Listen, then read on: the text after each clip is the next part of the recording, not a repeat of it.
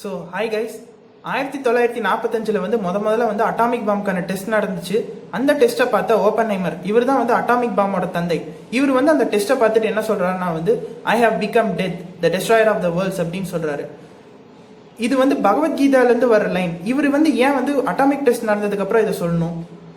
17 முறை வந்து இந்தியாவை வந்து படையெடுத்தாரு முகமது கஸ்னி. ஆனால் வந்து 18வது முறையா சோம்நாத் மேலே வந்து படையெடுத்ததுக்கு அப்புறம் அவர் வந்து ஊருக்கு போனதுக்கு அப்புறம் வந்து மர்மமான முறையில் இறந்து போறாரு. ஏன் வந்து சோம்நாத் மேலே படையெடுத்ததுக்கு அப்புறம் அவர் இறந்து போறாரு? இந்த மாதிரியான பல மர்மமான தகவல்களை வந்து ஒரு கதையோட இணைச்சு அழகா வந்து புக் எழுதியிருக்காரு அஸ்வின் சாங்கி. அவர் எழுதின புக்கான த கிருஷ்ணா கீ, அதாவது தமிழ்லனா த கிருஷ்ணனின் ரகசியம் அப்படிங்கிற புக்கை பத்தி தான் வந்து நாம இந்த வீடியோல பார்க்க போறோம். ஸோ இந்த புக்கோட மெயின் கான்செப்டான ஒரு கதை என்னன்னா, அனில் வைஷ்ணே அப்படிங்கிற ஒரு தொல்பொருள் ஆராய்ச்சியாளர் இருக்காரு. அவர் வந்து தன்னோட ஆராய்ச்சி மூலமா வந்து 4 இடத்துல 4 ஒரே மாதிரியான ஒரு சீல் வந்து கண்டுபிடிச்சிருக்காரு. என்னென்ன இடம்னா குருக்ஷேத்ரா, மதுரா, துவாரகா, அப்புறம் கலிபங்கன். இந்த 4 இடத்துலயும் வந்து 4 ஒரே மாதிரியான 4 சீல்கள் வந்து கண்டுபிடிக்கப்படுறாரு. இந்த சீல்கள்லாம் கண்டுபிடிச்சதுக்கு அப்புறம் பாத்தீங்கன்னா அனில் வைஷ்ணே வந்து மர்மமான முறையில கொல்லப்படுறாரு. அவர் கொல்லப்பட்டதுக்காக அவரோட நண்பர் ஒருத்தர் வந்து கைதாகிறாரு. உண்மையிலேயே வந்து அவர் கொல்லல, வேற ஒருத்தர் கொண்டு இருக்காங்க. இப்ப வந்து பாத்தீங்கன்னா இந்த சீலுக்கும் இந்த 4 சீலுக்கும் அப்படி உள்ள என்ன இருக்கு? இந்த சீல்களுக்காக வந்து மறுபடியும் வந்து கொலை நடக்குது. ஆனா இந்த சீல்கள்ல ஒரு மிகப்பெரிய ரகசியமே இருக்கு. கிருஷ்ணர் விட்டு சென்ற ஒரு மிகப்பெரிய புதையலுக்கான வழி அப்படிங்கிற கோணத்துல வந்து இந்த புக்கை வந்து கொண்டு போறாரு அஸ்வின் சாங்கி. இந்த புக்ல வந்து எனக்கு பிடிச்ச விஷயம்னு பாத்தீங்கன்னா வந்து இந்த புக்ல வந்து இந்தியாவோட பல பழக்க வழக்கங்களை வந்து சயின்டிபிக்கா வந்து எக்ஸ்பிளைன் பண்றாங்க. இப்ப வந்து நாம வந்து உதாரணத்துக்கு சொல்லணும்னா, நாம வந்து சயின்டிபிக்கா வந்து இப்பதான் வந்து சூரியன்ல இருந்து வர லைட்டோட வெலாசிட்டி வந்து கண்டுபிடிச்சிருக்காங்க அப்படின்னு சொல்றாங்க. ஆனா 14வது நூற்றாண்டிலே வந்து ஒருத்தர் வந்து ஒரு இந்தியன் ஸ்காலர் வந்து ரிக்வேதாவை பத்தி சொல்லும் போது என்ன சொல்றான்னா, நான் வந்து சூரிய பகவானை வந்து வணங்குறேன். அதாவது ஸோ இதோட டிரான்ஸ்லேஷன் தமிழ்ல வந்து சொல்லணும்னா, 2202 யோஜனைகளை அரை நிமிஷத்தில் பயணிக்கும் சூரிய பகவானை நான் வணங்குகிறேன் அப்படிங்கிறது தான் வந்து இதோட டிரான்ஸ்லேஷன். இப்போ வந்து ஒரு நிமிஷம் அப்படிங்கிறது பார்த்தீங்கன்னா வந்து 16/75 ஆஃப் அ செகண்ட். ஒரு யோஜனா அப்படிங்கிறது பார்த்தீங்கன்னா வந்து 9 அமெரிக்கன் மைல்ஸ். இதை வந்து நீங்கள் கரெக்டாக வந்து கேல்குலேஷன் பண்ணி பார்த்தீங்கன்னா வந்து 186,000 மைல்ஸ் பர் செகண்ட் வந்து வரும். இது கரெக்டாக வந்து லைட்டோட வெலாசிட்டிக்கு ஈக்குவல் அப்படின்னு வந்து சொல்கிறாங்க. ஸோ அந்த காலத்திலேயே வந்து லைட்டோட வெலாசிட்டி வந்து கரெக்டாக வந்து கேல்குலேட் பண்ணி வச்சிருக்காங்க அப்படின்னு வந்து இந்த புக்கில் வந்து சொல்கிறாரு அஸ்வின் சாங்கி. இந்த மாதிரியான பல விஷயங்கள் வந்து சொல்றாரு. அது மட்டுமே இல்லாம வந்து ஒரு நியூக்ளியர் ரியாக்டருக்கும் ஒரு சிவலிங்கத்துக்கும் இடையில இருக்கிற ஒரு முக்கியமான ஒற்றுமை, அதனாலதான் பல கோயில்கள்ல வந்து ஒரு சில பழக்க வழக்கங்கள் வந்து இன்னமும் கடைபிடிக்கிறாங்க அப்படின்னு வந்து பல அதிசயமான தகவல்கள் வந்து சொல்றாரு. இதெல்லாம் விட வந்து துவாரகா வந்து உண்மையிலே இருக்கு, கிருஷ்ணர் வந்து மித்து கிடையாது, அதாவது இவர் கிருஷ்ணர் வாழ்ந்தது உண்மை அப்படிங்கறத வந்து பல சான்றிதழ்களோட வந்து ப்ரூவ் பண்றாரு அஸ்வின் சாங்கி. உதாரணத்துக்கு சொல்லணும்னா வந்து இப்ப இந்த புக்ல வந்து ஒரு பொண்ணு வந்து அவரோட டீச்சர்கிட்ட வந்து கொஸ்டின் கேட்கறாங்க, கிருஷ்ணர் வாழ்ந்தது உண்மையா, இதுக்கு என்ன ஆதாரம் இருக்கு அப்படின்னு வந்து சொல்றாரு. அதுக்கு வந்து இந்த டீச்சர் சொல்றாரு, சந்திரகுப்த மௌரியரோட அவையில வந்து வெளிநாட்டு பயணி ஒருத்தர் வந்தாரு, அவர் பேர் என்னன்னா மெகஸ்தனிஸ். இந்த மெகஸ்தனிஸ் வந்து என்ன சொல்றாருன்னா, கிருஷ்ணர் வந்து ஹெராக்கல்ஸ் அப்படின்னு சொல்றாரு.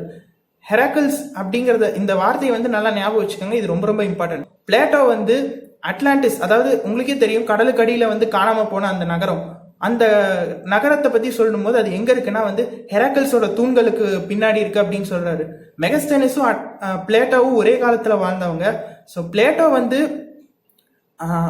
அட்லாண்டிஸ் எங்க இருக்கு அப்படின்னு கேட்டதுக்கு வந்து ஹெராக்கல்ஸோட தூண்களுக்கு பின்னாடி இருக்கு அப்படிங்கிறது வந்து இப்ப எதை குறிக்குதுன்னா வந்து கிருஷ்ணர் வாழ்ந்த துவாரகாவும் அட்லாண்டிஸும் ஒண்ணுதான் அப்படிங்கறது வந்து குறிக்குது. அப்பனா வந்து கிருஷ்ணர் கண்டிப்பா வாழ்ந்திருக்காரு அப்படின்னு தான் அர்த்தம் அப்படின்னு சொல்றாரு. இது மட்டுமே இல்ல வந்து அஸ்ட்ரானமி, அஸ்ட்ராலஜி, அப்புறம் பல சயின்டிபிக்கான சயின்ஸ் வந்து நல்லா வந்து நம்ம பழங்காலத்திலேயே வந்து டெவலப் ஆயிருக்கு. ஆனா வந்து அது வந்து நம்ம இப்ப இருக்கிற நிறைய பேத்துக்கு தெரியல அப்படிங்கிற கோணத்துக்காகவே இந்த புக்கை வந்து எழுதியிருக்காரு அஸ்வின் சாங்கி. இதுல ஒரு முக்கியமான கான்செப்ட் என்னன்னா வந்து ஹிந்துவிசம், கிறிஸ்டியானிட்டி, அப்புறம் முஸ்லிம், இதுக்கான பல சிமிலாரிட்டிஸ் வந்து எழுதியிருக்காரு. இப்போ உதாரணத்துக்கு பாத்தீங்கன்னா, சிவன் தலையில வந்து பிறை நிலவு இருக்கு, அவரோட தலையில இருந்து கங்கை நதி வந்து ஃப்ளோ ஆகுது.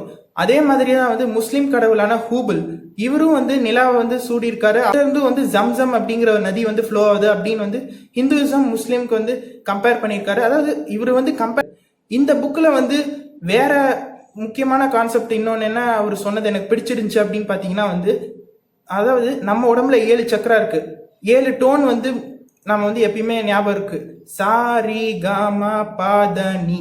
இந்த 7 டோனையுமே வந்து 7 சக்கரா வந்து ஆக்டிவேட் ஆகிறதுக்கான ஒவ்வொரு பர்டிகுலர் ஃப்ரீக்வன்சியில் இருக்கு அப்படின்னு சொன்ன உடனே அவரோட ஸ்டூடெண்ட் வந்து கொஸ்டின் கேட்குறாங்க. ஆனால் வந்து நாம வந்து இந்த 7 சக்கராவை வந்து ஆக்டிவேட் பண்ணுறதுக்கு இந்த சாரிகாமா வச்சு நாம வந்து இன்னும் ப்ராக்டிஸ் பண்ணது இல்லையே அப்படின்னு கேட்ட உடனே வந்து, ஆமா, இப்போ வந்து நான் ஒரு எக்ஸாம்பிள் சொல்றேன். எப்படி வந்து சூரியன்ல இருந்து வர லைட்டை வந்து பிரிசம் வச்சு 7 லைட்டா வந்து பிரியுதோ, அதே மாதிரிதான் வந்து ஓமுங்கிற இந்த ஓமுங்கிற சவுண்டு தான் வந்து சாரேகாமா பாதனிங்கிற இந்த 7 ஃப்ரீக்வன்சியுமே வந்து கம்பைன் பண்ணீங்கன்னா ஓமுங்கிற சவுண்டு கிடைக்கும். எப்படி 7 லைட்டையும் கம்பைன் பண்ணா சூரிய வெளிச்சம் கிடைக்குதோ, அதே மாதிரியே வந்து 7 சாரேகாமா பாதனி கம்பைன் பண்ணீங்கன்னா ஓமுங்கிற ஃப்ரீக்வன்சி கிடைக்கும் அப்படின்னு வந்து சொல்றாரு.